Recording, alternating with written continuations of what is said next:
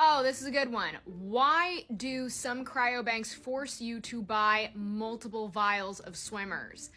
In short, capitalism. Let's talk about it. What's up? My name is Laura, and I am your donor conceived person of TikTok. As a intended recipient parent, if you are actively trying to get pregnant with a swimmer donor, you buy vials of swimmers. And these can be priced anywhere from like $900 to $2,000. What you might not know is that one vial of swimmers does not equate to one donation. We all know how swimmer donation works. Somebody comes in, goes into a closet, whips out their phone, and does their favorite thing into a cup.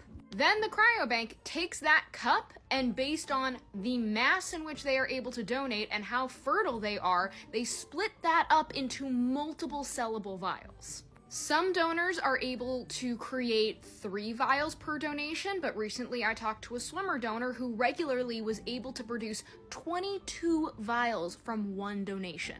That is the most I've ever heard. So you're getting one piece of a donation.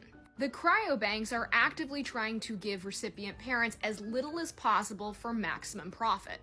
Now, this next part goes under the alleged pile. What I have been told by certain people who work in the industry, and again, this is something that may just end up being a rumor, but allegedly, some of the banks know, that they break the vials into such low doses that they know your chance of getting pregnant off of one vial is very small.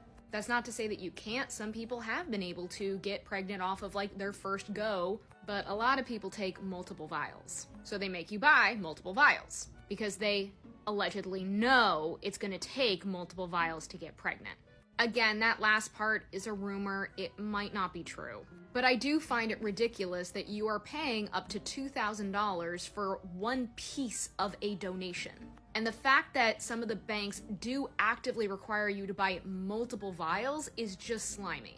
So many donors have no idea that their donations are being broken up that much. That's why they're so shocked when they find out how many children actually came from their donations. They're like, I only donated for a few months. But depending on how many vials they were able to produce, they could easily have 100 kids. Also, so many recipient parents are also unaware of this. This is again why we need better safeguards and a standardization of care. Recipient parents are paying top dollar, and the level of service and treatment they're getting, the bar isn't even on the floor. It's 6 vials under.